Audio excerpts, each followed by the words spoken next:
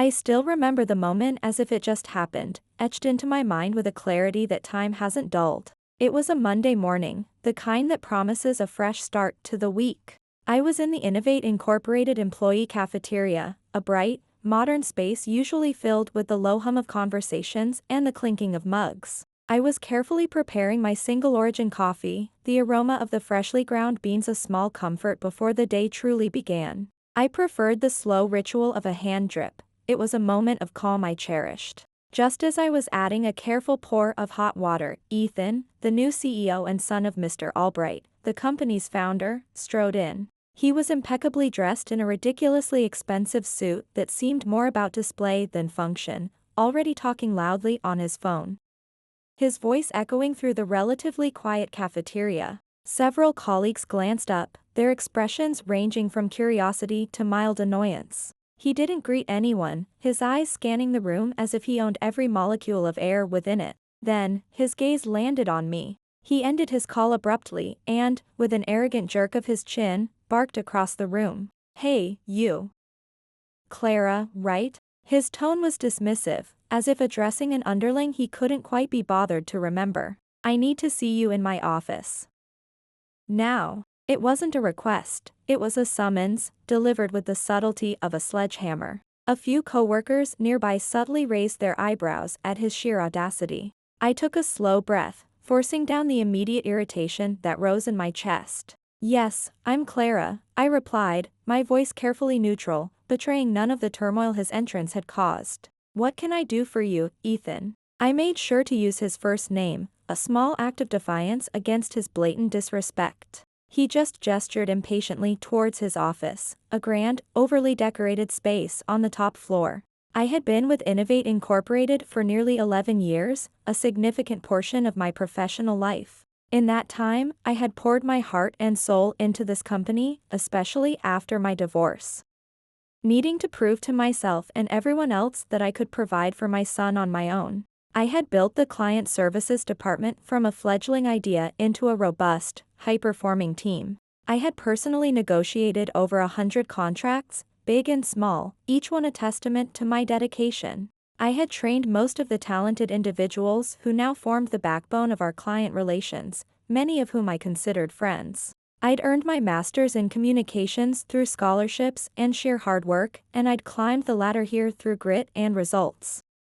Not connections. But none of that, my history, my loyalty, my proven track record, seemed to matter to Ethan. His father, Mr. Albright, was a man who had built Innovate Incorporated on foundations of integrity, hard work, and genuine loyalty to his employees.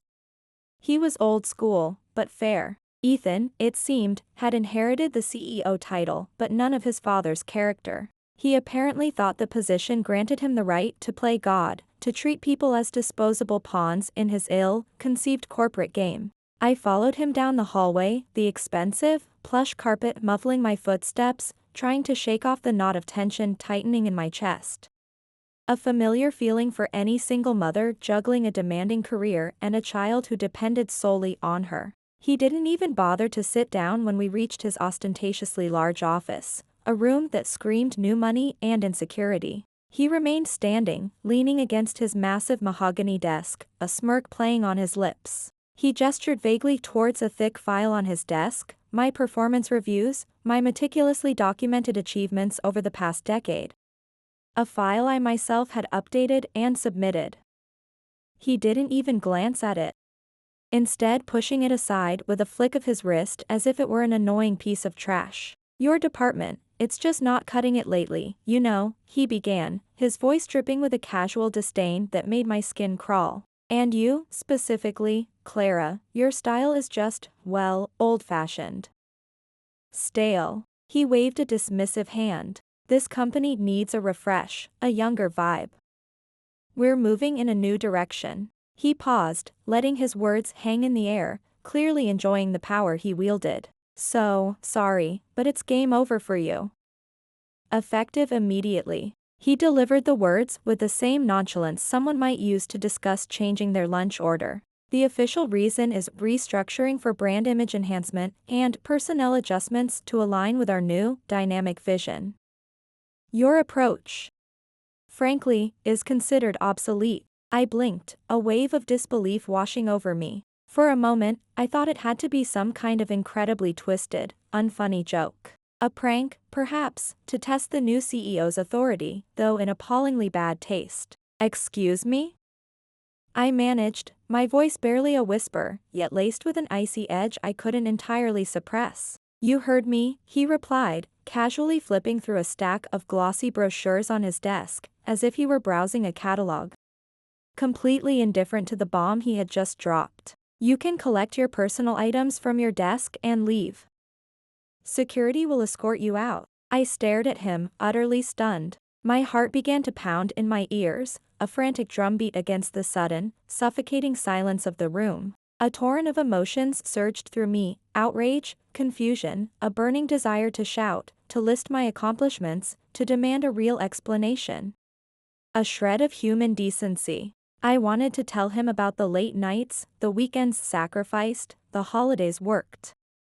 All while juggling the responsibilities of being a single parent to my 10-year-old son, a son whose future I was fighting for every single day. I wanted to scream about the loyalty I'd shown, the clients I'd saved, the revenue I'd generated. But I didn't. Instead, a strange calmness settled over me, an icy resolve. I smiled, a calm, polite, utterly deliberate smile that didn't quite reach my eyes. Understood, I said, my voice surprisingly steady. Thank you for your valuable feedback, Ethan. It's been an experience. Have a nice day. I turned and walked out of his office, my head held high, each step measured and dignified, even as the floor felt like it might give way beneath me. Inside, though, I was trembling, a storm of anger, hurt, and dawning fear raging within me. My teammates, my friends, looked up as I passed their desks. I could see the concern, the unspoken questions in their eyes. They knew something was terribly wrong. A few, like Sophia, my closest work confidant, started to rise from their chairs, their faces etched with worry. Ready to offer support or demand answers. But I gave them a subtle shake of my head, a silent plea. Don't make this harder. Not now. Not here. I packed the contents of my desk in a numb silence, the small personal items, a photo of my son, a collection of quirky pens. A stress ball shaped like a brain, feeling like relics from a life that had just been abruptly terminated. As I drove home, my mind reeled, a chaotic slideshow of memories flooding my consciousness. 11 years. 11 years of my life, my energy, my intellect, poured into Innovate Incorporated. I had given this company more of my waking hours than I had given my own family, certainly more than I had given myself. Countless late nights fueled by lukewarm coffee, staring at spreadsheets until my eyes burned.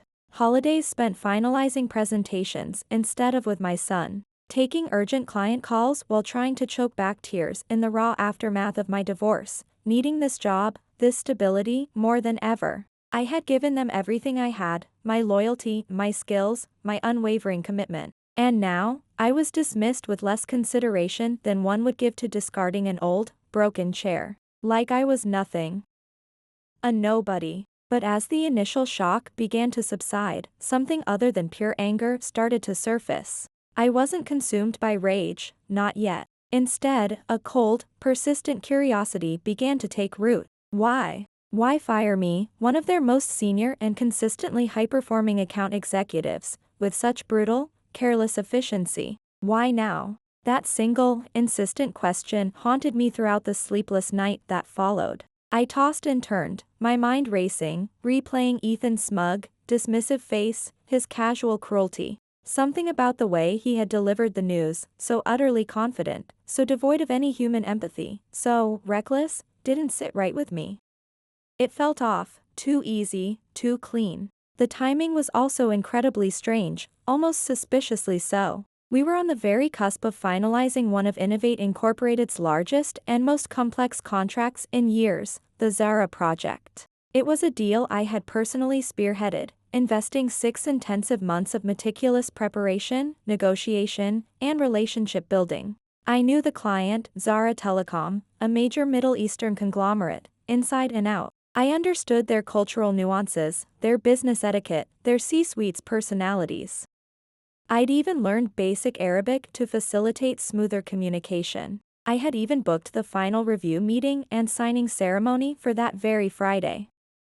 It was practically a done deal. And now, I was gone. Fired. Persona non grata. A chilling thought struck me. Had Ethan, in his infinite wisdom and arrogance, even bothered to read the intricate details of the Zara project contract? The addendums? The special clauses? The next morning, just after 9 a.m., my phone buzzed on the nightstand, the vibration startlingly loud in the quiet of my bedroom. I glanced at the unfamiliar number on the caller ID. My stomach clenched. I let it ring, my hand hovering over the device, unsure if I could handle another devastating blow so soon. My severance, if any, would barely cover a few months of mortgage and my son's needs. But that persistent curiosity, the gnawing feeling that something was fundamentally wrong, won out again. I had to know. Clara speaking, I answered, my voice still a little hoarse from lack of sleep. Clara, it's Mr. Albright. The voice, deep, familiar, and usually calm, sent an unexpected jolt down my spine. Mr. Albright. The real CEO, the founder, the man who had personally hired me 11 years ago after a single insightful interview where he'd valued my ambition and my master's degree earned through hard work. The man who, despite his wealth, still remembered what it was like to build something from nothing. I just walked into the office, he said, and I could hear the distinct tightness in his throat. A strained quality that was uncharacteristic for him. Why in God's name did you pack up all your things and leave? What happened? His voice was a mixture of confusion and dawning alarm. I hesitated, the words catching in my throat. How could I explain the sheer callousness of his son's actions? Your son. Ethan, he fired me yesterday, I said, the words coming out flat, devoid of the emotion still churning inside me. Silence crackled on the other end of the line. A heavy, loaded silence. Then, a sharp, audible intake of breath. What, he finally managed, his voice a low growl of disbelief. Yesterday afternoon, I confirmed. He said my style was bold-fashioned and that the company needed a refresh. Essentially, he implied I was obsolete and no longer needed. There was another long, tense pause before he spoke again, his words slow, measured, as if he were struggling to maintain his composure. To process the information. Clara, did he even look at the Zara project contract?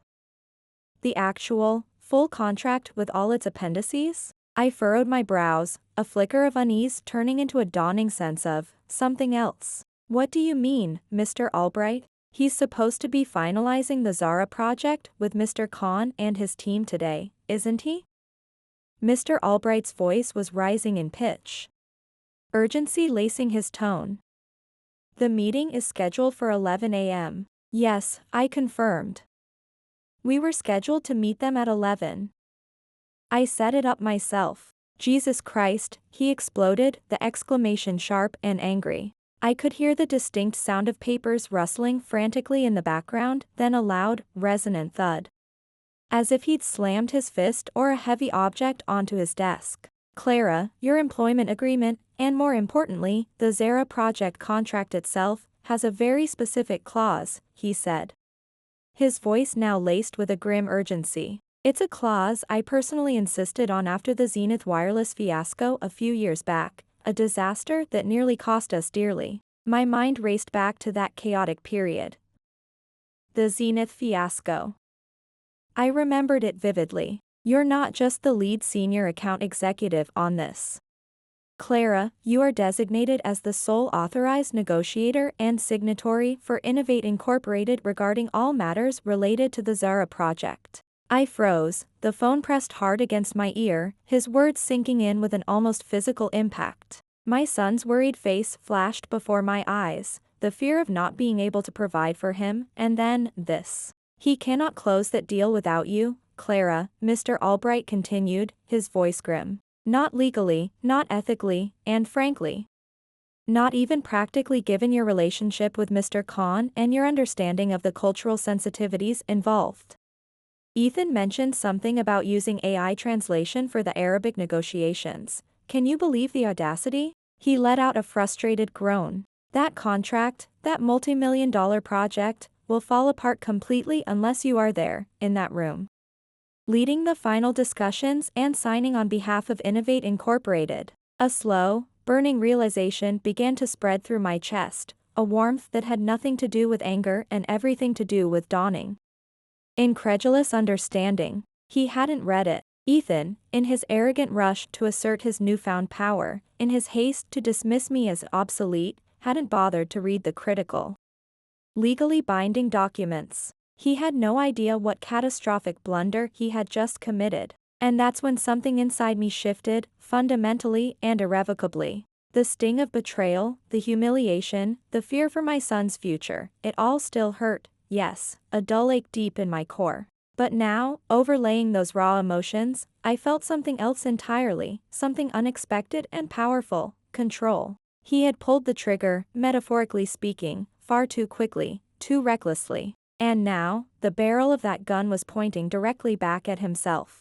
Mr. Albright hung up without another word, the abrupt click echoing in the sudden silence. But I could feel his fury, his dawning horror, radiating through the deadline. I sat motionless in my small suburban apartment, the one I'd bought with my own hard-earned money after the divorce. The coffee I'd made earlier growing cold and forgotten beside me. I stared blankly at the wall, my son's crayon drawings taped there, a colorful reminder of what I was fighting for. He didn't know. His own son, the newly minted CEO, had fired me, the one person legally empowered to close their biggest deal in years, without even bothering to read the damned contract. I leaned back against the cushions of my couch and let out a quiet, bitter laugh, a sound devoid of any real humor. After 11 years of dedication, of sacrificing family time, of pouring every ounce of my being into my work, this was how it was going to go down. A spoiled, impulsive, 32-year-old man-boy, high on his inherited authority, trying to play CEO like it was some kind of advanced video game where decisions had no real-world consequences. But real companies, real careers, real lives, don't just respawn after bad calls. And Innovate Incorporated, under Ethan's new, dynamic vision, was about to find that out the hard way. I wasn't entirely sure what was going to happen next, what my next move should be. Part of me, the part that was still smarting from the injustice, wanted to get dressed in my sharpest suit, march back into that office, and watch the fallout unfold with a grim sense of satisfaction. But another part, the weary part, the part that had endured years of thankless overtime, swallowed my pride more times than I could count, and fought tooth and nail to balance my career with being a present mother, just wanted to let them burn. Let them scramble. Let them feel the consequences of their own stupidity. I didn't have to wait long for the inevitable. At precisely 10:13 a.m., my phone buzzed again, a frantic, insistent vibration. This time, the caller ID displayed Ethan's name. A cold smile touched my lips. I let it go to voicemail. Let him stew in his self-made crisis. A minute later, another call. This one from the main reception desk at Innovate Incorporated. Ignored. Then another, from the head of the legal department, a man I'd worked with closely on numerous contracts. Ignored. Then accounting, probably panicking about the financial implications. Ignored. I stared at my phone as it buzzed and lit up relentlessly, like a desperate, malfunctioning Christmas tree. I didn't answer a single one. The voicemail icon on my screen blinked at me, persistent, almost pleading. With a sigh that was more performative than genuine, I tapped it open. Clara, hi, it's Ethan. His voice, usually so full of bluster and arrogance, was strained, tight, almost panicked. The change was almost comical. Listen. There seems to have been a misunderstanding yesterday. A misunderstanding? He called summarily firing a loyal, long-term employee a misunderstanding? I might have acted a bit too hastily. Perhaps I didn't have all the information. You think? We need you back. Today. It's extremely urgent. Critical, actually. He stumbled over the words, the desperation palpable. Please, Clara, call me back as soon as you get this. It's about the Zara project. Urgent. Critical. The words rolled around in my head like loose marbles in a glass jar. He hadn't said sorry. Not once. Not even a hint of a token, insincere corporate apology. No, instead, it was pure, unadulterated panic, thinly veiled by a sudden, uncharacteristic politeness. The sheer nerve of it. I took a slow, deliberate sip of my now cold coffee, still not moving from the couch. The power dynamic had shifted so dramatically. It was almost dizzying. My son would be home from school in a few hours. I needed to be clear-headed for him. At 10:32 a.m., my phone buzzed yet again. This time, it was a number I hadn't saved in my contacts for years, but recognized instantly. Sophia. My former colleague, now in marketing, but my contemporary from when I joined the company, my friend. The one who had been a rock during my difficult divorce and the early, exhausting years of single motherhood. I picked up on the second ring. Clara. Oh my God, you will not believe what is happening here, Sophia said, her voice a hushed, excited whisper. The sound of office chaos barely contained in the background. Try me, Sophia, I said, a hint of amusement finally lacing my tone. Ethan just got publicly, and I mean publicly, chewed out by his dad. In front of everyone in the main conference room. It was epic. I could almost picture the scene, Ethan, usually so smug, now facing the full force of Mr. Albright's legendary temper. The emergency meeting room was packed. Mr. Albright Sr. stormed in, looking like thunder, and slammed a copy of the Zara project contract down on the table so hard the coffee cups jumped. I raised an eyebrow, a genuine smile finally gracing my lips. So, Mr. Albright was making his displeasure known. He brought the actual contract into the meeting? I asked, intrigued. Oh. Yeah. The full, bound document. And he asked Ethan just one question, his voice like ice. Did you, or did you not, read this entire contract? Including all appendices, before you decided to terminate Ms. Evans' employment? Sophia paused for dramatic effect, and I could hear a muffled cheer in the background. And Ethan, the idiot, actually tried to bluff. He started blathering on about strategic realignment and reevaluating key roles for future growth. And some other corporate jargon nonsense he probably read in a bad business book. But Mr. Albright wasn't buying any of it. Not for a second.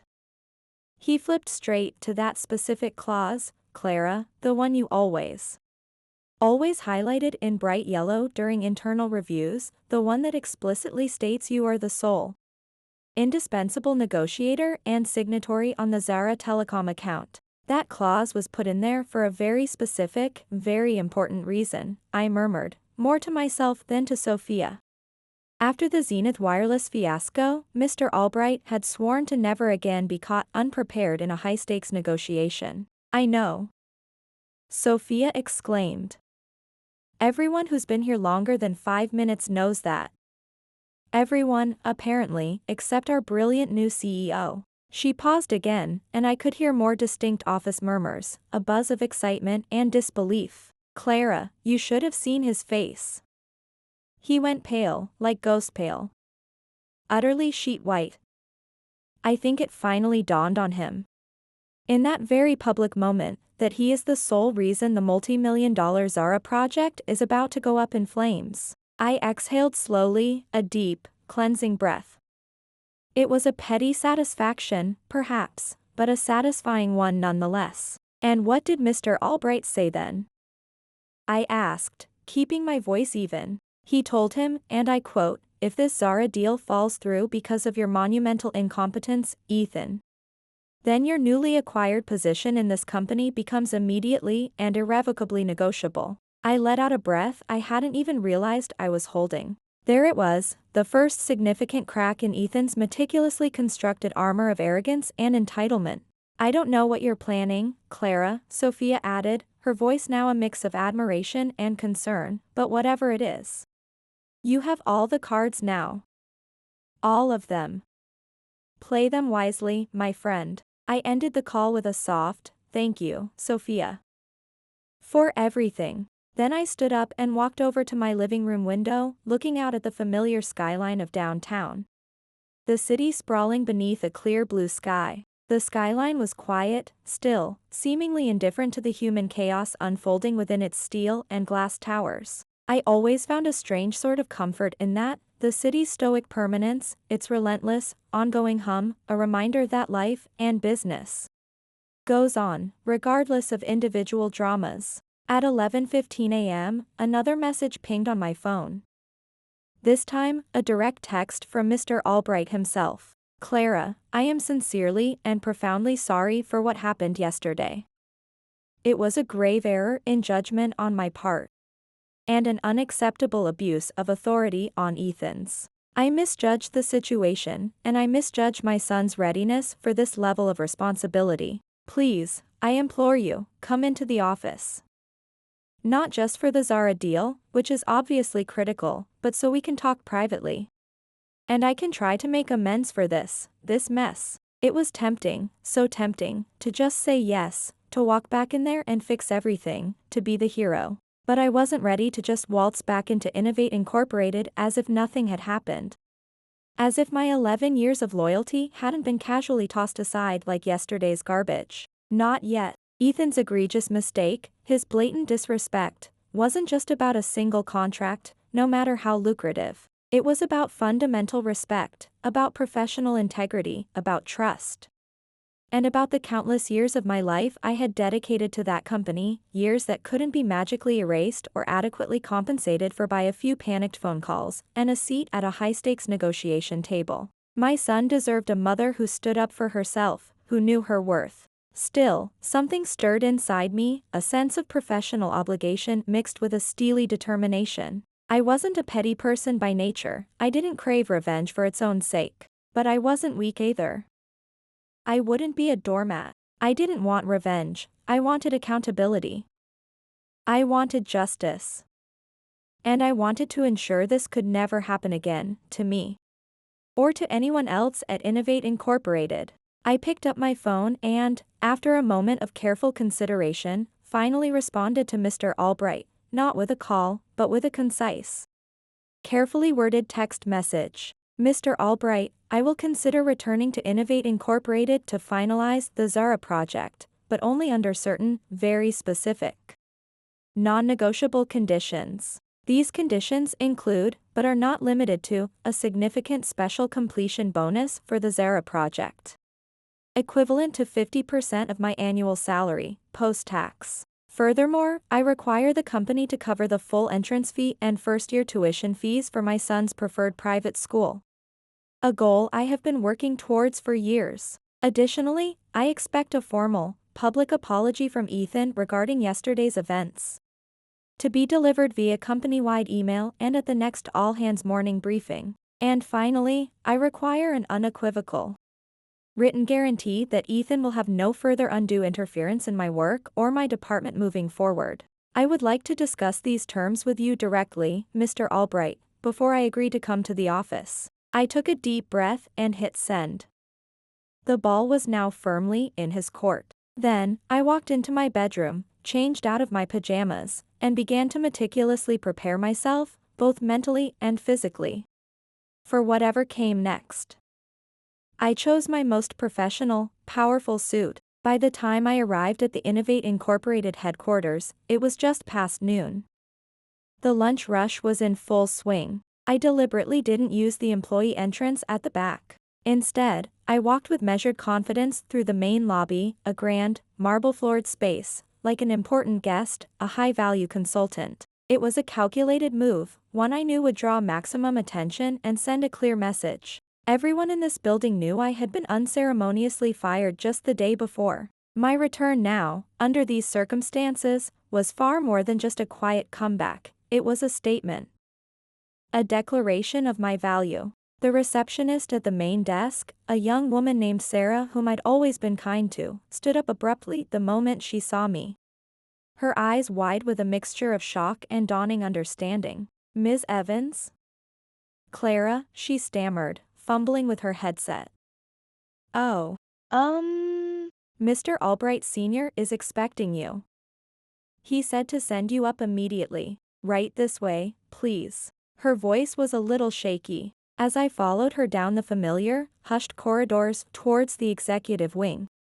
I couldn't help but notice that the entire atmosphere of the office had palpably changed from the previous day. People looked up from their glowing computer screens as I passed. Conversations paused mid-sentence. There was a palpable sense of quiet tension in the air, a nervous anticipation, as if the building itself were holding its breath, waiting to see what would happen next. Mr. Albright was standing at the open door to his spacious office when I arrived, his expression grim.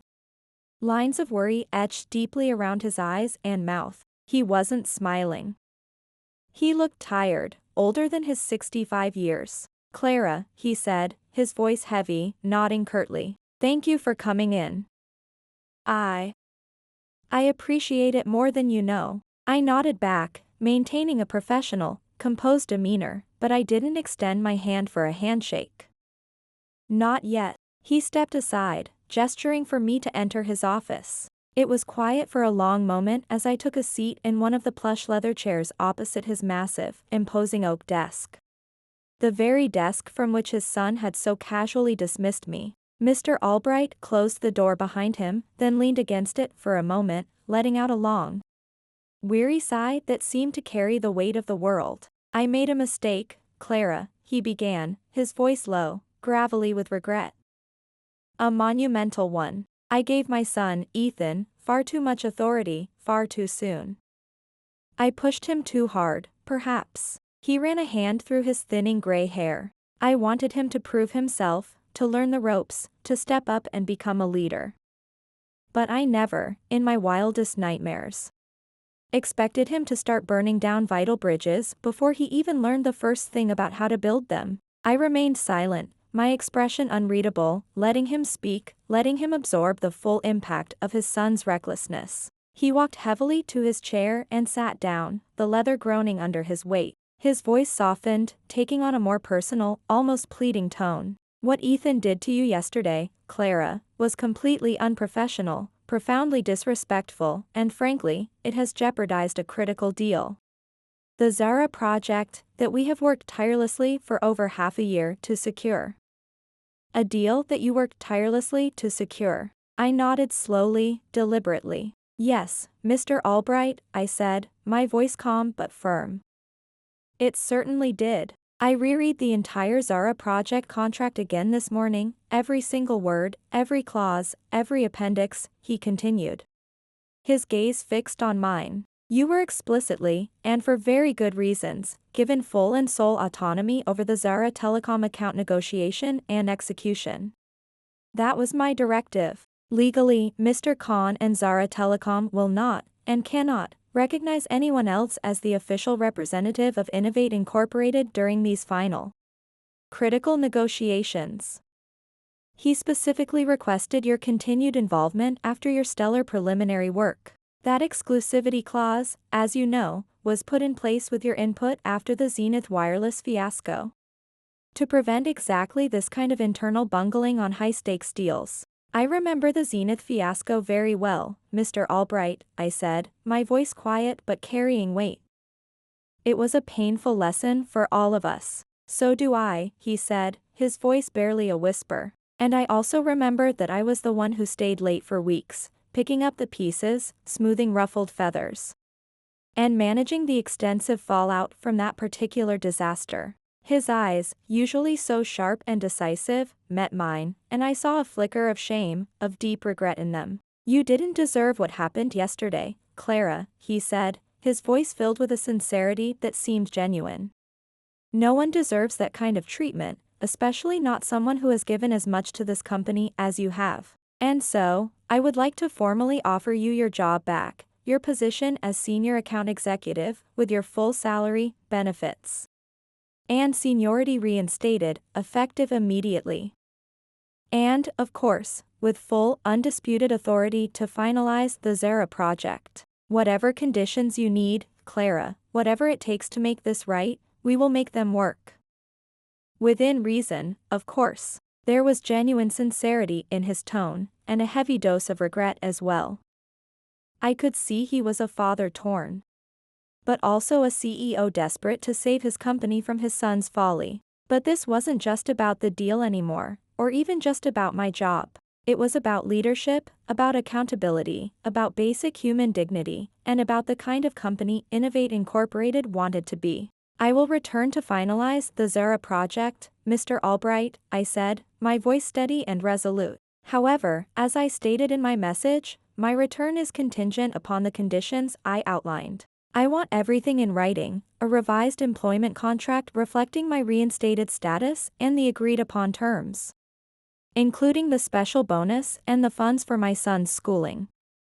Clear, documented autonomy over all aspects of the Zara project. And, most importantly, a written guarantee of no interference whatsoever from Ethan in my professional responsibilities or those of my team. He nodded immediately, without a moment's hesitation, a look of profound relief washing over his face. Done, he said, his voice firm. Absolutely done. You'll have it all in writing, signed by me, by the end of the day. And one more thing, I added, my voice taking on an even firmer, unwavering tone. This kind of arbitrary, disrespectful, and damaging behavior cannot be allowed to happen again. Not to me, and not to anyone else in this company. There needs to be a clear message sent that this is unacceptable. A long, heavy silence followed, stretching between us. Then, he gave me a slow, thoughtful, almost solemn nod. You have my word, Clara, he said, his voice heavy with conviction. As founder and chairman of this company, you have my personal guarantee that this will be addressed at the highest level. With that, I stood, the unspoken agreement hanging in the air. The first battle was won. The moment I stepped out of Mr. Albright's office, my composure still intact, I could see Ethan standing further down the hall. He was leaning against the wall, arms crossed tightly over his chest, pretending to be engrossed in a deep conversation with a nervous-looking junior executive. But his eyes, narrowed and resentful, locked onto mine the second I appeared in his line of sight. I didn't flinch. I didn't look away. I held his gaze, my expression unreadable, and walked straight past him with measured, confident strides. And I swear, for a fleeting, almost imperceptible second, I saw the exact moment the arrogant certainty in his eyes flickered and died, replaced by a dawning, uncomfortable realization that his absolute control, his assumed power, was irrevocably slipping away. By 1 p.m., the main boardroom, Innovate Incorporated's most impressive meeting space, was ready. The Zara Telecom team, led by their CEO, Mr. Khan, had just arrived, their presence exuding an air of quiet authority and serious intent. We had about 30 minutes before the official meeting was scheduled to begin. I used the time to meticulously review all the documents one last time, cross-referencing my notes, confirming every critical point.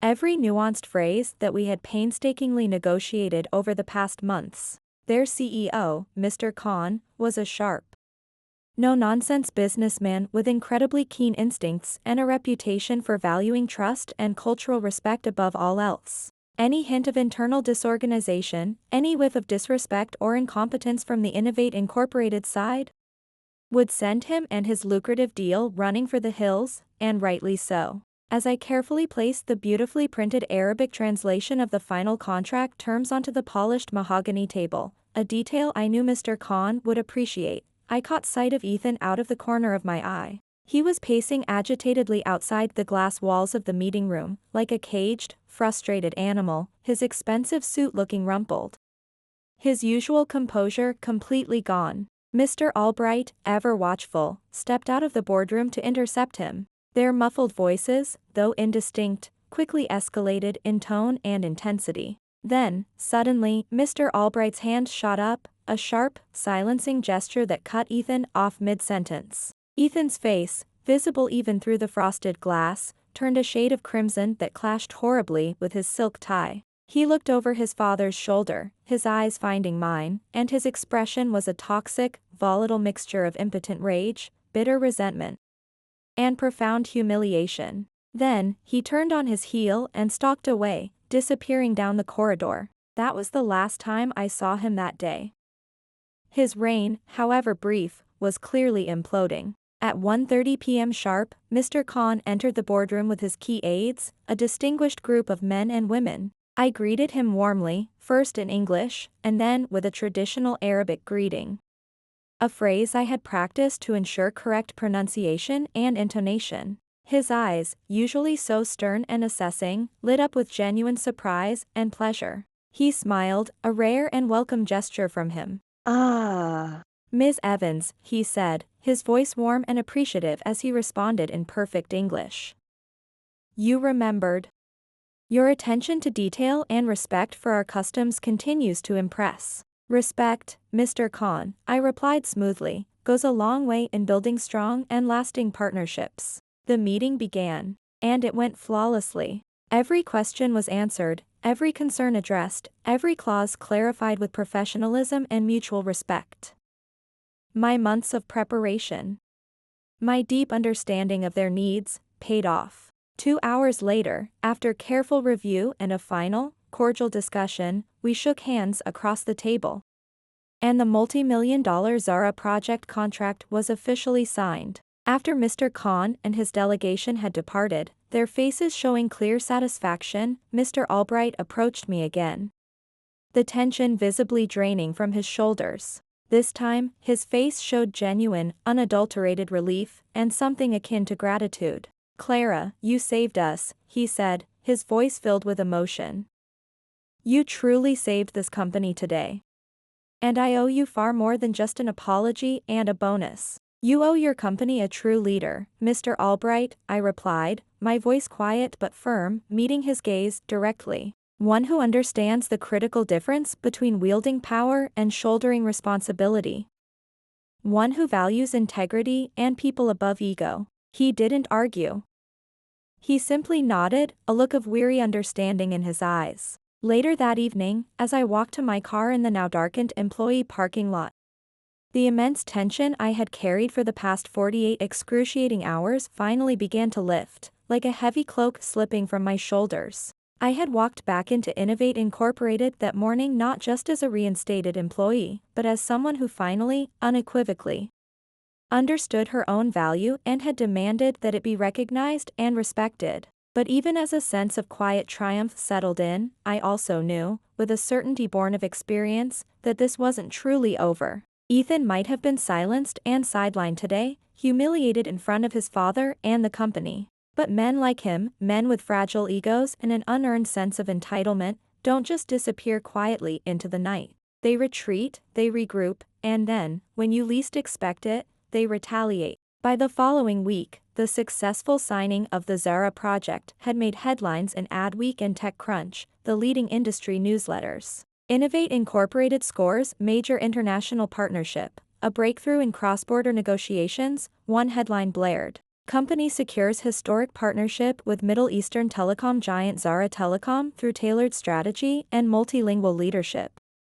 Read another. They didn't mention me by name in the public releases, of course. Corporate PR rarely highlights individual achievements unless it's the CEO. But everyone within the walls of Innovate Incorporated knew exactly who had orchestrated that success. Who had pulled that critical deal back from the brink of disaster. My inbox was quietly flooded with messages of congratulations and support.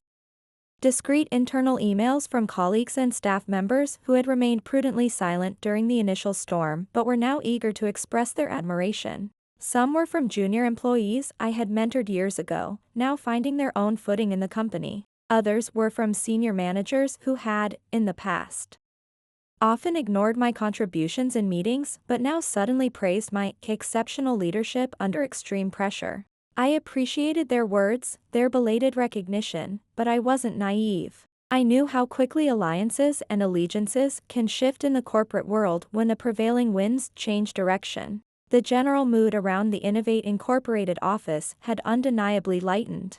There were more smiles in the hallways, genuine laughter once again echoed in the employee cafeteria. Mr. Albright had made it crystal clear, through official channels and informal directives, that Ethan was no longer involved in any high-level client-facing decision-making or strategic planning until further notice. He was, for all intents and purposes, grounded. And yet, despite the outward calm, I couldn't shake a persistent, nagging feeling that something was still off, that the other shoe had yet to drop. Then, small, almost imperceptible things began to happen. Things designed to subtly undermine me. First, it was the expense reports. The reimbursement for my meticulously documented travel expenses related to the final Zara project meeting. Expenses that should have been processed immediately was inexplicably delayed. System errors, they claimed. Then, important documents I had submitted for Mr. Albright's approval, documents related to new client strategies, were returned to my desk and signed. With no explanation, no feedback, just a curt revise and resubmit sticky note. Next, and far more alarmingly, an email I had absolutely never written, an email that appeared to originate from my official Innovate Incorporated address, was flagged by the IT department. It contained demonstrably incorrect and damaging client information and had apparently been accidentally forwarded to one of our key overseas partners. Luckily, the partner in question was someone with whom I had cultivated a strong, long-standing professional relationship. He was astute enough to recognize that the tone and errors were completely out of character for me and reached out directly to clarify. Puzzled and concerned. But that mistake, however quickly rectified, had already planted a seed of doubt, a whisper of incompetence. I immediately reported the incident to our internal systems security team. They conducted a cursory investigation and reported back that there was no sign of external hacking or unauthorized remote access. The malicious message, they concluded, had originated from inside the Innovate Incorporated office network. That's when I knew, with a chilling certainty that settled like ice in my veins, that Ethan was behind it. Or, at the very least, his disgruntled sycophants acting on his behalf. He was no longer trying to fire me outright. That direct approach had backfired spectacularly, humiliating him in the process. Now, he was resorting to a more insidious, cowardly tactic. He wanted to make me look incompetent, unreliable, perhaps even unstable. He aimed to smear my hard-earned reputation slowly, subtly, death by 1,000 paper cuts, until I either quit in sheer frustration and disgust, or someone else in a position of power, perhaps even Mr. Albright, decided I had become too much of a liability, too controversial. It was classic corporate sabotage, a dirty, underhanded game, and it wasn't the first time I'd witnessed its destructive power. Years ago, back at my very first job fresh out of university at Apex Solutions, the industry giant, I had worked under a mid-level director who played the exact same insidious game. He wouldn't confront you directly. Oh no. He was too cowardly for that. Instead, he'd subtly cut off your resources, isolate you from important projects and meetings, quietly poison your name with false rumors and innuendo during closed-door sessions, until the only viable option left was to disappear. To find another job, defeated and demoralized. I'd seen it happen to others, but I wasn't that naive, idealistic 22-year-old fresh graduate anymore. And I certainly wasn't going to just disappear. Not this time. Not after everything I had fought for. Everything I had overcome as a single mother striving for excellence in a demanding field. I meticulously documented everything, every delayed expense report, every return document, every strangely misfiled item. Every email that mysteriously went missing, or was accidentally sent from my account.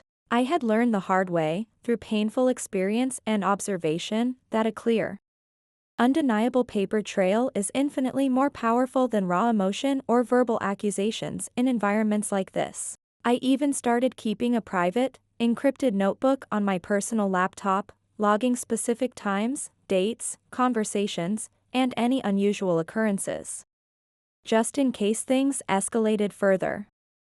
My master's degree in communications had taught me the value of evidence. Then, one late afternoon, as I was heading to the restroom, I overheard something that confirmed all my suspicions and sent a shiver of cold anger down my spine. I was passing by one of the smaller, less used conference rooms when I heard Ethan's voice inside, raised and agitated. Far too loud for what should have been a private discussion. "She's unstable, I'm telling you," he was saying. His voice laced with feigned concern that was utterly transparent to anyone who knew his true nature. Ever since she came back after that incident, she's been erratic, almost aggressive in her client dealings. I'm getting complaints. A blatant lie. My client feedback had never been better. I honestly don't think she's fit to manage high-pressure, high-value clients anymore. She's cracking. I stopped dead in my tracks, hidden from view by a large potted plant, my heart pounding with a mixture of fury and a grim sense of vindication. I'm just saying, he continued, his tone now conspiratorial. Maybe we should start seriously thinking about succession planning for the senior account executive role, for client services leadership. Proactively. She's clearly overextended, stressed out. It's not fair to her, or to the company, to keep her in such a demanding position if she can't handle it. Another voice responded, calmer, more measured, someone I didn't immediately recognize, probably one of the newer executives Ethan had brought in. Someone unfamiliar with my track record. Maybe Ethan, but the Zara project? She pulled that off under incredible, unprecedented pressure. That was a masterful piece of work. Ethan scoffed, a dismissive, arrogant sound. She got lucky, he sneered. Pure, dumb luck. Mr. Khan just happened to like her. We can't run a billion-dollar company on luck and personal charm. I stood frozen for a few more moments, the venomous words echoing in my ears. Then, I quietly, deliberately, turned and walked away, my blood running cold, not out of fear, but from the icy, calculated precision of his insidious tactics. He was planting seeds of doubt again, systematically poisoning the well, trying to orchestrate my downfall through a campaign of whispers and lies. That evening, I stayed late, long after most of the office had emptied out. The vast open-plan workspace was eerily quiet, the usual daytime hum replaced by the low thrum of the HVAC system. The long hallways were dim, lit only by the emergency exit signs and the glow of the city lights filtering through the massive windows. I sat alone in the large, glass-walled main meeting room, the scene of my recent triumph with the Zara project. Staring out at the glittering expanse of the city skyline, a million tiny lights twinkling in the encroaching darkness. I wondered, with a deep weariness, how many more of these draining, soul-destroying battles I would have to fight just to keep doing my job. A job I was exceptionally good at, a job I genuinely, despite everything, still cared about. A job I needed for my son. And then, a quiet voice broke the heavy silence, startling me. Still here, Clara? I looked up, my heart skipping a beat. It was Mr. Albright, standing in the doorway, his expression unreadable in the dim light. I could ask you the same, Mr. Albright, I replied, my voice a little hoarse. He stepped inside, the automatic lights flickered on, and placed a thin manila folder on the polished table in front of me. Your revised employment contract, he said, his voice devoid of its earlier strain, now calm and businesslike. With everything we agreed upon. All terms and conditions clearly stipulated and signed by me. I opened the folder and carefully read through the document, my eyes scanning the precise legal language. It was all there, the reinstated position, the salary, the Zara project bonus, the commitment for my son's school fees. The clause guaranteeing my autonomy and explicitly prohibiting interference from Ethan. It was solid. Watertight. I nodded slowly in approval. I've also initiated a comprehensive internal audit, effective immediately, he added, his gaze steady and direct. A full review of all departmental processes, communications, and expense reports. Too many irregularities have come to my attention lately. Too many things have been misfiled or mishandled. I looked up sharply, my eyes meeting his. He held my gaze, a silent acknowledgement passing between us. I'm not blind, Clara, he said quietly, a hint of steel in his voice. I know Ethan isn't finished. I know he's been trying to undermine you. These childish, petty games he's playing, they stop now. Why haven't you stopped him before now? I asked, the question blunt, direct, the unspoken accusation hanging heavy in the air. If he knew, why let it fester? There was a long, pregnant pause before he answered, his gaze drifting towards the city lights beyond the window. Because, Clara, he finally said, his voice tinged with a profound weariness, I needed to see just how far he would go. How deep his resentment, his immaturity, truly ran. He sounded tired then, more like a conflicted, disappointed father than the decisive CEO I knew him to be. You're protecting the company, I stated, a flat observation rather than a question. He shook his head slowly, a sad, almost imperceptible movement. I'm trying to protect both of you, in different ways, he admitted, his voice barely above a whisper. The company. And what's left of my relationship with my son. But perhaps, he added, his eyes returning to mine, filled with a grim resignation, perhaps it's already too late for one of you. Perhaps some bridges, once burned, can never truly be rebuilt. I closed the folder containing my new contract with a decisive snap. I don't need your protection, Mr. Albright, I said, my voice firm, unwavering. I need you to decide, once and for all, what kind of leader you want to be. And what kind of legacy you truly want to leave behind for Innovate Incorporated. His eyes lingered on mine for a long moment, a complex tapestry of emotions swirling within them, regret, resolve. Perhaps even a touch of admiration. Then, without another word, he turned and left the meeting room, his footsteps echoing softly in the sudden emptiness. And I knew, with a certainty that settled deep in my bones, that something bigger, something decisive, was coming. The audit was the key. The office felt even colder that following week, and it had nothing to do with the autumn weather outside. It was the air between people, the unspoken tension, the nervous glances that had changed. Conversations abruptly dropped to hushed whispers when I walked by. Some employees offered me tentative, sympathetic smiles, others pointedly avoided eye contact altogether, scurrying away as if my very presence were contagious. The internal audit, led by Marcus, the head of and a man renowned for his impartiality and forensic attention to detail, had officially begun, and everyone in the company knew it. The atmosphere was thick with a mixture of anxiety and grim speculation. People were nervous. Palpably nervous. And if I were truly honest with myself, so was I. I hadn't explicitly asked Mr. Albright to launch a full-scale internal audit, but deep down, a significant part of me was profoundly relieved that he had taken this decisive step. I needed the truth, the whole unvarnished truth, out in the open, not just for my own sake, for my own vindication, but for everyone at Innovate Incorporated, who had been forced to walk on eggshells, to endure the toxic uncertainty, ever since Ethan had swaggered into the CEO's office. Still, I was a realist. I knew how this game often played out in large corporations. Truth doesn't always lead to justice, not in the way you hope. Sometimes, it leads to quiet, face-saving exits with golden handshakes for the well-connected. Sometimes, the uncomfortable truths are buried so deep behind layers of corporate red tape, legal maneuvering, and plausible deniability that the damage becomes systemic, irreversible. That Thursday, I was formally summoned to the Audit Committee's temporary headquarters, an old, rarely used storage room on a lower floor that had been hastily converted into a makeshift war room. The scene was almost cliché. Folding tables were stacked high with files and printouts. Multiple monitors glowed with complex spreadsheets and network diagrams, and a large whiteboard was completely covered with intricate timelines, color-coded notes, and what looked like digital breadcrumbs tracing access logs. Marcus, the lead internal auditor, a man in his mid-40s with a calm, almost unnervingly stoic demeanor and piercingly intelligent eyes, greeted me formally.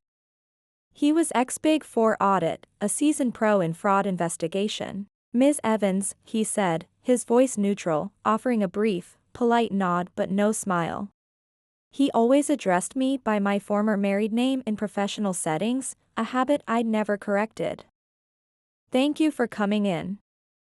Please have a seat. I nodded and took the offered chair, a rather uncomfortable plastic one. He pulled up a specific file on one of the large screens, a projection of an email header. First, he began, getting straight to the point, this email, the one that appeared to be from your corporate account, containing deliberately falsified client data, which was then forwarded to your contact at Zara Telecom's European office. My stomach tightened. We've definitively confirmed, Marcus continued, his tone flat, that it was sent from a shared, non-dedicated workstation located near the third-floor break room. A public access terminal, essentially. The credentials used to access your email account were manually entered. There was no evidence of remote hacking or a phishing attack. So, you're saying someone physically sat down at that computer and used my login and password? I asked, though I already suspected the answer. He shook his head slightly. No, Ms. Evans. What the forensic data indicates is that someone had already obtained your login credentials, copied them, perhaps, or socially engineered them from a less cautious colleague. This wasn't a sophisticated external hack, this was an internal breach of trust and security protocols. I folded my arms across my chest, a cold anger simmering beneath my composed exterior. I reported that specific incident, and my suspicions about its origin, the very day it happened, Marcus, I stated clearly. He offered a tight, almost imperceptible smile. Yes, Ms. Evans, your prompt and detailed report was extremely helpful, and we are glad you documented it so thoroughly. It provided a crucial starting point for our investigation. We subsequently found several other, similar instances of digital manipulation, all targeting your work and your reputation. Emails subtly rewritten to change meanings, critical spreadsheets altered with incorrect figures, project sign-offs mysteriously removed or rerouted. And in every single case, he added, his gaze unwavering, the digital trail led back to shared workstations, often accessed during off-peak hours. And always, disturbingly, perpetrated under your username and credentials. The weight in my chest grew heavier, a cold dread mixing with the simmering anger. This was far more extensive than I had even realized. This was a coordinated, systematic effort to discredit me, I said, the words tasting like ash in my mouth. Marcus hesitated for a fraction of a second, a flicker of something unreadable in his eyes. Yes, Ms. Evans, the evidence strongly suggests a coordinated campaign of sabotage, he confirmed, his voice still carefully neutral. And we have narrowed down the list of individuals who had both the access and the technical capability to perpetrate these actions. We've also identified some highly unusual login patterns and data access requests linked to Mr. Albright Jr.'s executive assistant's primary workstation. Patterns that coincide directly with the timing of these incidents. I sat perfectly still, absorbing the implications. Ethan's EA. Of course. He continued carefully, choosing his words with precision. At this stage, we are not formally accusing any specific individual. However, there is a clear, undeniable pattern of deliberate sabotage intended to discredit you professionally, and possibly to create a pretext for your dismissal or forced resignation. Others may have also been targeted, though less systematically. I clenched my jaw, the muscles aching with suppressed fury. So, what happens now, Marcus? I asked, my voice low but steady. That, he said, with a slight sigh, is where it gets complicated. Mr. Albright Sr. has instructed us to present our complete findings, including all supporting evidence and our preliminary conclusions, directly to him and a select group of board members. He has made it abundantly clear that he wants the unvarnished truth, all of it, with no filters, no redactions, no corporate spin. I nodded slowly, a grim determination hardening within me. Then I will be there, I stated, my voice leaving no room for argument. Marcus raised his eyebrows slightly, the first hint of surprise he had shown. You are not required to attend, Ms. Evans. This is an internal review meeting. I understand that, I repeated, my gaze unwavering. But I will be there. If my name, my reputation, and my career are going to be discussed in this manner, if these accusations and this evidence are going to finally surface, then I intend to be in that room. I want to look everyone involved directly in the eye. He didn't argue further. He simply nodded, a flicker of what might have been respect in his otherwise impassive eyes. That night, I barely slept a wink. My mind raced, replaying conversations, piecing together timelines, connecting disparate, previously insignificant events. I kept thinking about the others, the talented, dedicated employees in their 30s and 40s, many of whom I knew personally, who had quietly, inexplicably left Innovate Incorporated over the past year or so. They had simply moved on, often without much notice or fanfare, people who had once been considered rising stars, key contributors. At the time, I, like many others, had simply attributed it to normal industry turnover, the usual ebb and flow of talent in a competitive market. Now, a far more sinister possibility began to take shape in my mind. How many of them, I wondered with a growing sense of horror, had been quietly, systematically pushed out, their careers subtly derailed, by Ethan's malicious games, by his petty jealousies and his desperate need to eliminate anyone he perceived as a threat or a challenge to his unearned authority? I arrived early at the executive boardroom the next morning, the air already thick with anticipation. Mr. Albright Sr. was already there, standing alone by the vast panoramic window, staring out at the sprawling cityscape. Looking like a man waiting for the final, decisive card to fall in a high-stakes poker game. Marcus and 2 other members of his audit team, carrying laptops and thick binders, came in next, their faces grim and professional. Then, precisely 10 minutes late, Ethan arrived. He strolled in looking infuriatingly smug, his expensive phone pressed to his ear, a condescending smirk plastered on his face. There was not a single trace of concern or apprehension in his demeanor, until he saw me sitting calmly at the far end of the long boardroom table. He paused abruptly at the door, his arrogant facade faltering for a split second. "She's not on the audit committee," he blurted out, his voice sharp with indignation, pointing a finger in my direction. "She has no right to be here." Mr. Albright didn't even turn around from the window. "She is here at my personal request, Ethan," he said, his voice quiet but carrying an unmistakable edge of command. Ethan shifted his weight uncomfortably from one foot to the other, his bravado visibly deflating. "But this is supposed to be an internal, confidential review," he protested, his voice losing some of its earlier conviction. "Her presence is inappropriate." "Then perhaps you should have kept your actions internal and confidential when you allegedly used company resources to fabricate emails and sabotage a colleague." "Ethan," I said, my voice calm, clear, and cutting through the tense silence. Ethan scoffed, attempting to regain his composure, though his face was now flushed. "That's a ridiculous, unfounded accusation," he sneered. "She's clearly just bitter about being let go and is trying to deflect blame." Marcus spoke up then, his voice devoid of emotion, as he queued up a presentation on the large screen at the head of the table. "Mr. Albright Jr., we have meticulously traced multiple unauthorized login attempts, data alterations, and suspicious email activities, all directly targeting Ms. Evans' work and professional standing. These activities are all forensically linked to your executive assistant's primary account and workstation, often occurring outside of normal business hours, and a clear timeline of these events has been established, correlating with key project deadlines and Ms. Evans' own reports of interference." Ethan's face began to visibly shift, the carefully practiced smugness cracking, revealing the raw panic underneath. You're reaching," he stammered, his eyes darting nervously between Marcus, his father, and me. "This is circumstantial at best. She's manipulating you all. She's just bitter and vindictive because I rightly terminated her for underperformance." I looked him directly in the eye, my gaze cold and unwavering. "You didn't just let me go, Ethan," I said, my voice low but resonant. "You actively, maliciously, and systematically sabotaged me. And in doing so, you almost single-handedly tanked the biggest, most important deal this company has landed in over 5 years.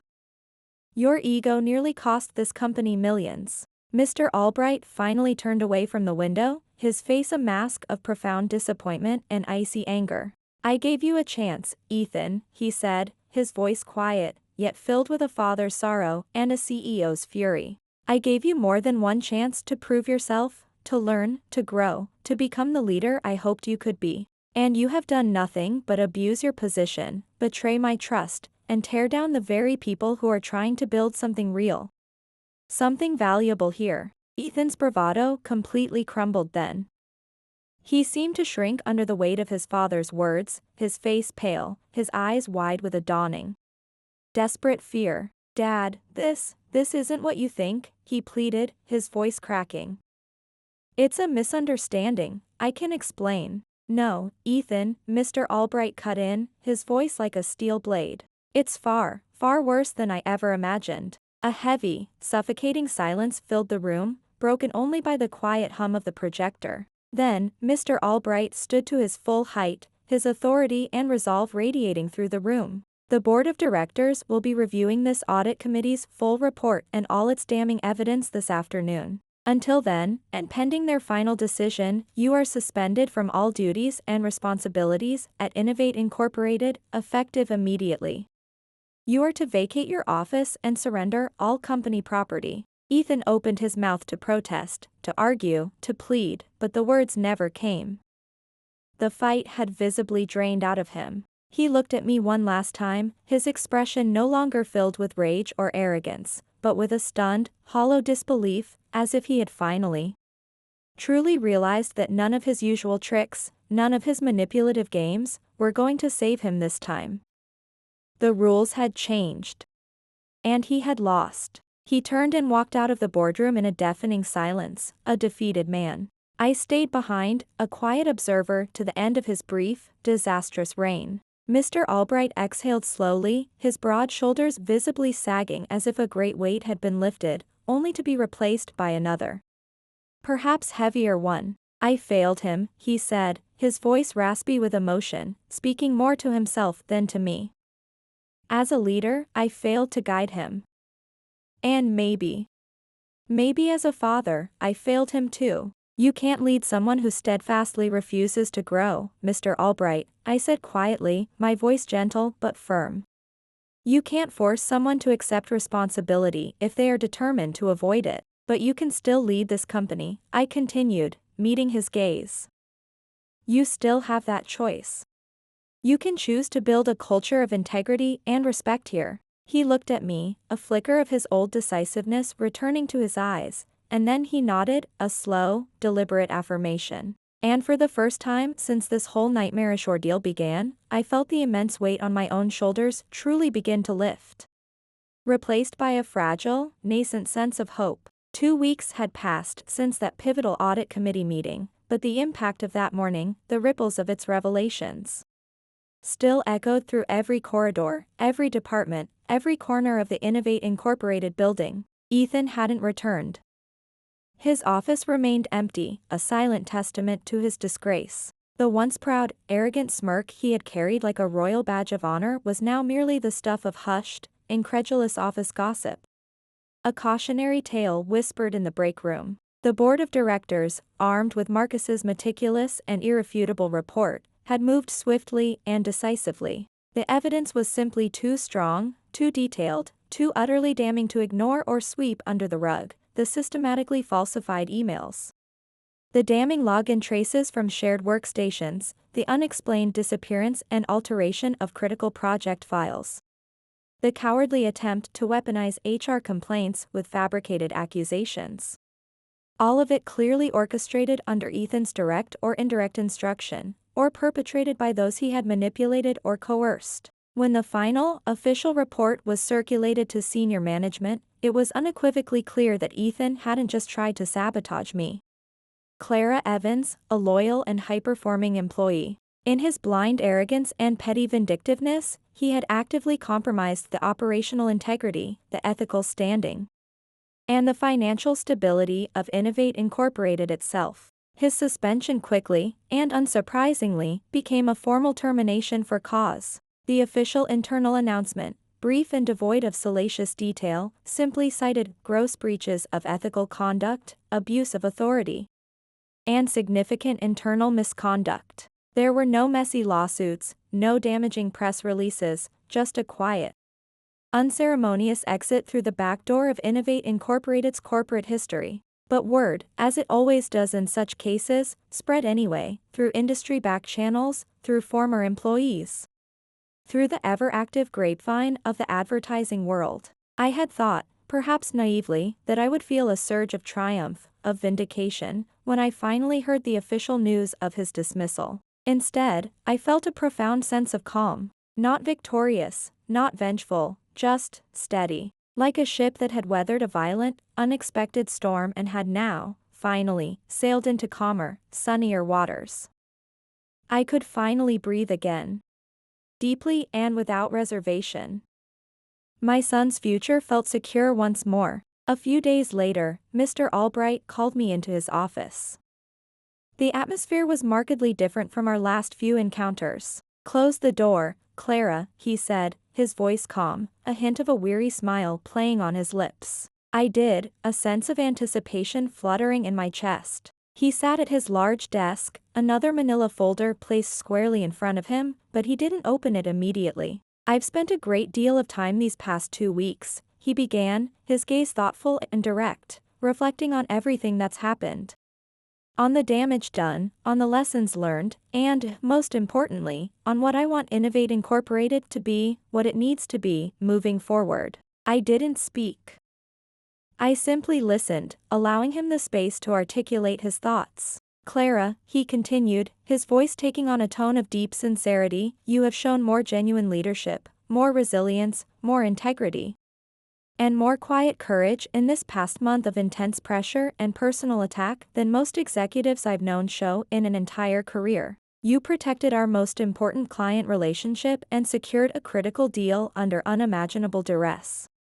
You held your composure with grace and professionalism in the face of public humiliation and insidious personal attacks. You navigated this entire crisis with a level head and an unwavering commitment to what was right. That, Clara, is precisely the kind of person, the kind of leader, I want, no, I need, helping me run this company.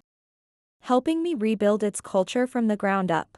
He slid the manila folder across the polished expanse of his desk towards me. Inside, nestled on top of a few other documents, was a single-page letter. A promotion letter. Director of Client Strategy and Development. A newly created executive-level role. Reporting directly to him, the CEO. I looked up from the letter, genuinely startled, my breath catching in my throat. "Mr. Albright, I didn't ask for this," I stammered, completely taken aback. "I know you didn't, Clara," he said, a warm, genuine smile finally reaching his eyes. "And that, among many other reasons, is precisely why you deserve it." I hesitated for only a moment, the weight of the offer, the enormity of the opportunity, sinking in. Then, I gave him a small, decisive nod. This was my chance to make a real difference. "If I accept this position, Mr. Albright," I said, my voice regaining its steadiness, "I want to be very clear. I want a significant say in how we move forward as a company. I'm not interested in just holding a fancy title. I want to help you rebuild this corporate culture the right way, from the inside out. To create a place where talent is nurtured. Integrity is paramount, and everyone is treated with fairness and respect." He smiled, a broad, relieved smile that seemed to lift years from his face. "Clara," he said, his voice filled with renewed energy, "that is exactly what I was hoping you would say." Later that evening, as I sat alone in my new, spacious office, a temporary one, admittedly. While renovations on the executive suite were underway, I stared at the blank, gleaming nameplate on the door, waiting for my name to be engraved upon it. Clara Evans, Director of Client Strategy and Development. For so many years, I had walked these same halls, often feeling invisible. Wondering if anyone in senior management truly saw or valued the relentless work I did, the countless late nights, the difficult client saves. The internal fires I had quietly, efficiently put out without a single word of acknowledgement or credit. I had mistakenly thought that staying quiet, not making waves, not causing friction, was the best way to keep the peace.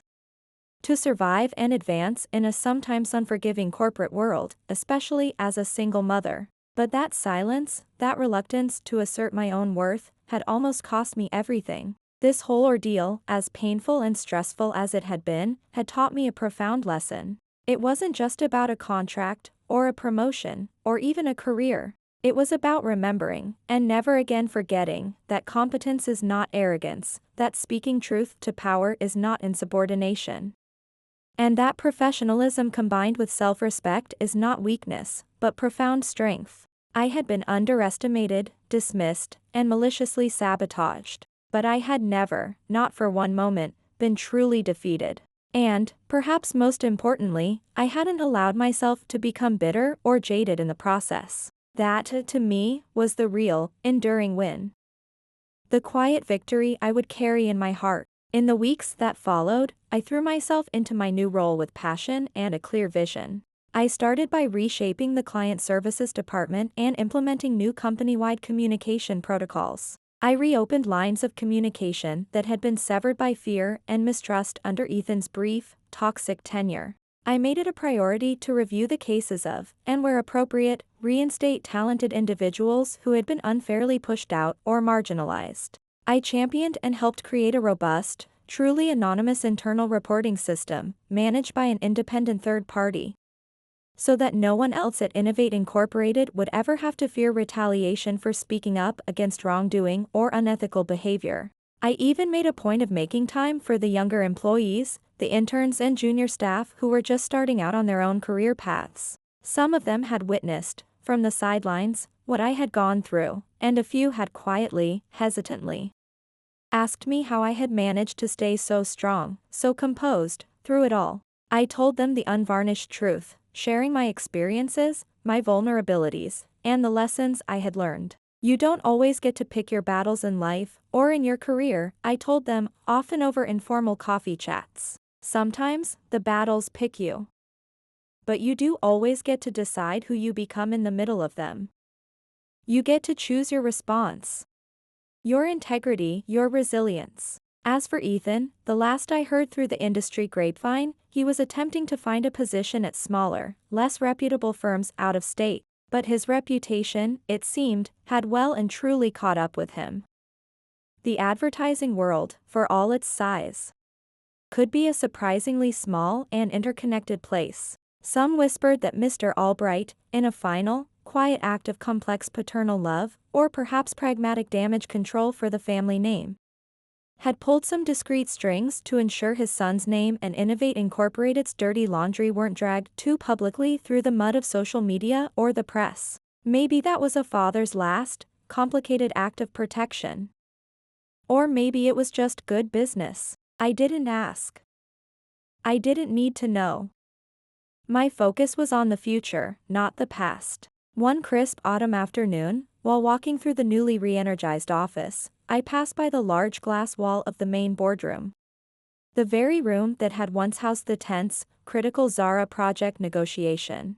I paused for a moment, a faint smile touching my lips, remembering everything with a startling clarity, the initial shock of Ethan's sabotage, the desperate, panicked calls from Mr. Albright, the calculated risks of my return, the meticulous preparation, and the eventual, hard-won triumph. That single, high-stakes deal had undeniably, irrevocably changed the entire course of my career at Innovate Incorporated. But the real, fundamental shift, the true turning point, I realized, had happened much earlier. It had happened in that precise moment when I had looked Ethan squarely in the eye in his ostentatious office, offered him that calm, deliberate, and utterly defiant smile, and walked out with my head held high, refusing to beg, refusing to be broken. That was the moment I had reclaimed my power, not because I had given up, but because I finally, truly, and unshakably knew what I was worth. And I had vowed, in that instant, to never, ever let anyone, CEO's entitled son or not, take that fundamental sense of self-worth away from me again. My son, waiting for me at home, deserved a mother who knew her value. And so did I.